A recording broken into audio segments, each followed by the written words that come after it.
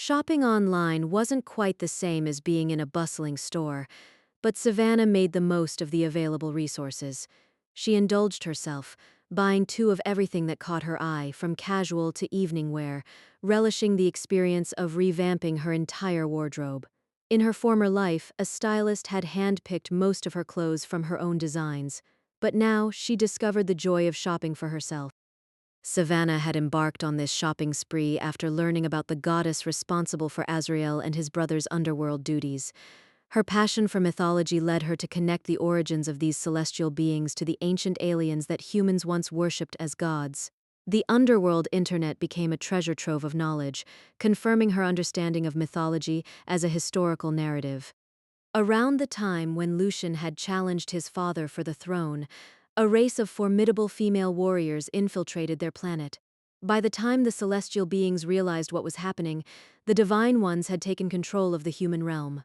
8 women, the Divine Ones, had given birth to new species that relied on humans for sustenance.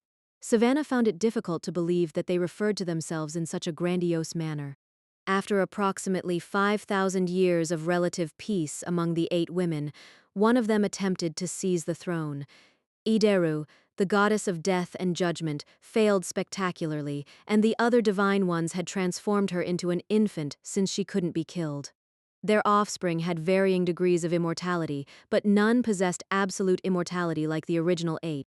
Satisfied with her clothing haul, Savannah moved on to furniture, drawing inspiration from the black and white theme in the kitchen to unify the rest of the house.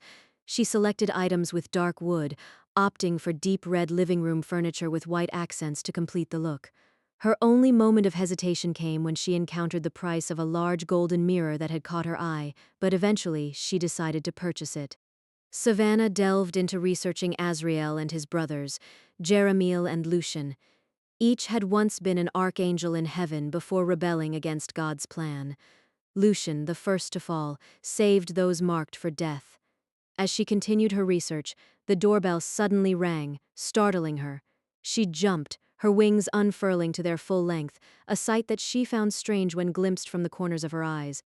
Calling out to the person knocking at the door, she allowed them to enter. Regardless of who it was, she was a solitary female, half naked with wings, and she had no visible means of protection. Ms. Delzano, your packages have arrived. Are you easily frightened? A man asked an unusual question. Savannah answered honestly, "No." We're coming in now. I just wanted you to be aware that we aren't human.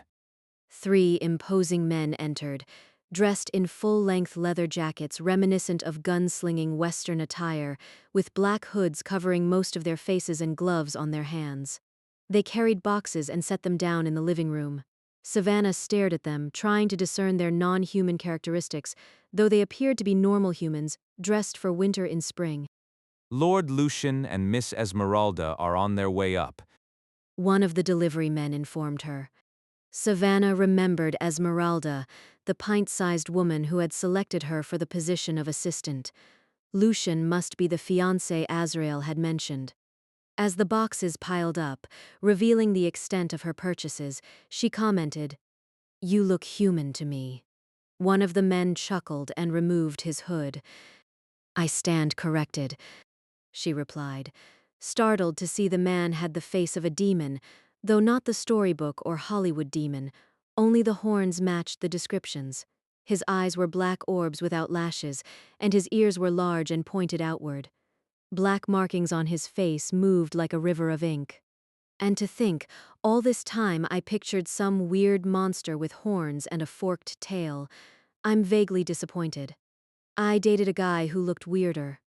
I feel the urge to apologize for not living up to expectations. The man grinned. It's okay.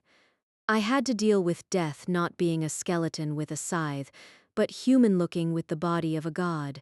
I am learning to deal with disappointment, Savannah said. So, my older brother has the body of a god? A billowing voice filled the room. My lord. All 3 deliverymen said, bowing. My lady. Whoa, now you, Savannah said without thinking. Not a disappointment in the freak factor. The man that walked in embodied all the images she'd ever thought of when picturing the devil reddish skin, hoofed feet, long curved horns on the top of his head. Coolest looking creature Savannah had ever seen. Stop it, Lucian. Esmeralda said, coming in from behind him. What? She likes it. He said before turning into a human. Hello again, Savannah. Esmeralda greeted, walking past Lucian. Why did you pick me? Savannah had never been one for small talk, and she saw no reason to start now. Because I want you to marry Azriel. Esmeralda replied without a moment's hesitation. Of everything she could have said, that was the furthest from what Savannah expected. Sure, why not? This way, the next time I get killed in my wedding dress, I'll just be going home. Savannah rolled her eyes. Hold that thought. I'd like to put on some real clothes as my house is filled with strangers, and I don't want to stand here half naked, Don't change on our account. Lucian said. His statement earned him another sharp elbow to the ribs. Stop that. It's you I love. But honestly, Ezzy, look at her. Will you require assistance with the clothing? I remember how difficult it was when I first got my wings. Esmeralda asked. Well, I just wanted to see Azriel's new assistant. I think I'll now go poke at him until I get a response. Check out the lay of the land, so to speak. With that, Lucian left. Savannah sifted through a few boxes and pulled out a simple pair of jeans with a layered tank top. She grabbed the box that held her unmentionables and found her way to the empty room that would eventually become her bedroom. Esmeralda followed. The trick is to bring your wings in tight and slide the holes in the back over top of them. You'll rip through half of these before you get it right. Get used to the delivery men. They'll deliver more. I ordered 2 of everything already, replied Savannah. She tried to pull the wings in as tight as she could. With no small amount of astonishment, they drew into tight lines that went down the center of her back. She clenched the muscles so tight they begged for release. Attempting to keep those muscles tightened while she lifted the shirt above her head and tried to slide it over the holes, her wings expanded, ripping her brand new shirt down the back. Well, that sucked, she said.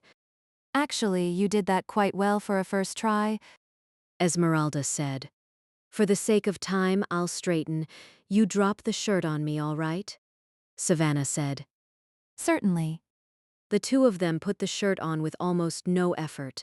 Within moments, Savannah felt like a whole new person. Esmeralda reached into her handbag and held out a hairbrush, a toothbrush, and toothpaste. Savannah could have kissed the woman for her thoughtfulness. She grabbed the items, raced into the bathroom, and made herself presentable.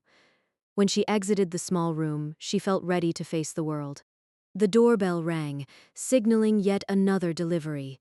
Savannah knew it would be her furniture. Esmeralda and Savannah walked out of the bedroom and began directing traffic. Great hulking demon men followed orders from a woman who barely stood 4 feet tall, with extreme patience even when she changed her mind repeatedly. Savannah hid a smile more than once at watching Esmeralda in action. When the studio resembled a home, the men left, leaving Savannah and Esmeralda alone. Savannah hoped to get a better answer as to why Esmeralda chose her for the role of Azriel's wife.